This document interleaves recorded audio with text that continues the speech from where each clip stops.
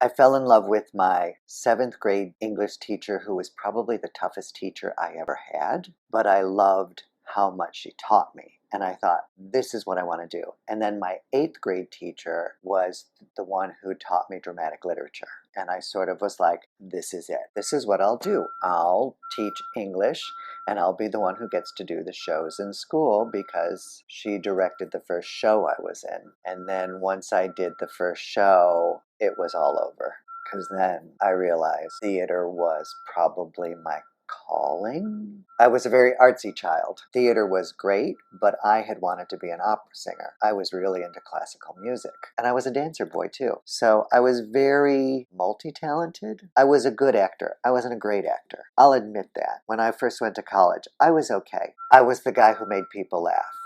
So I lived vicariously through making others happy. So it was a way of hiding pain. So I was sort of all over the map until I sort of got to Boston Conservatory, and music theater became sort of the thing I was doing, and I thought I was going to be the next Fred Astaire. I thought I was going to take New York by storm, until my junior year, when Dr. Robert Liebeker taught me directing. I was surprisingly good at it because I know how to step back and look at the big picture. I'm very good at observing your idiosyncrasies and trying to either eliminate them or use them to your advantage on stage. And I was one of the very few people in that class who did surprisingly well. And at the end of the semester, he was like, if this performing thing doesn't work out for you, you need to think about going into directing. And he was determined that that was going to be my path. Dr. Liebeker changed the path of my life, because a graduate assistantship became available at Syracuse University, and he forced me to apply for it. He came with the ad and his letter of recommendation, and he handed them both to me, and he said, you're applying for this position. No ifs, ands, or buts. You're doing this. And I didn't get the assistantship, but they liked me so much at Syracuse University that they offered me a scholarship that didn't even exist. And I got accepted into the graduate acting and directing program with a musical theater emphasis, and there was only one position, and they managed to create a scholarship for me to attend. And it was his doing. I know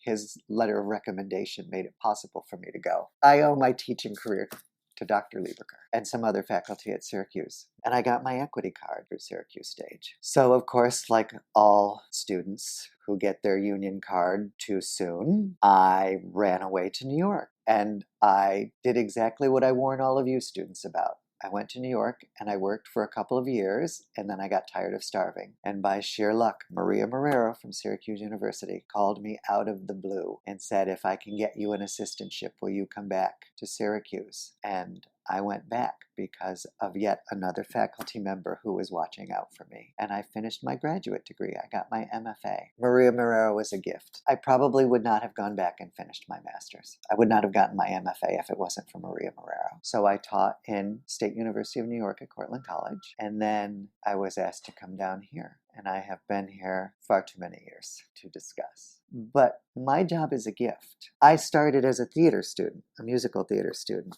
and I get to do musical theater every day. I get to teach all of you what I love.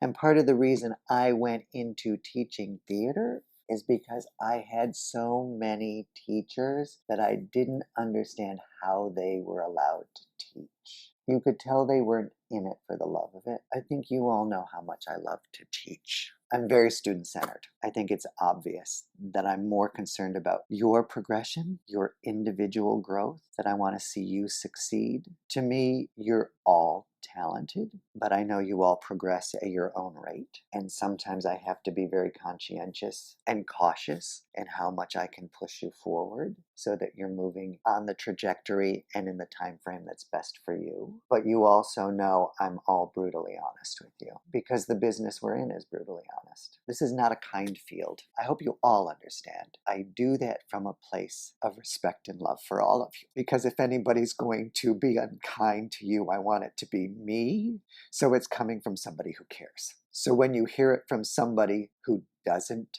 care, you'll already know, and it won't hurt so much.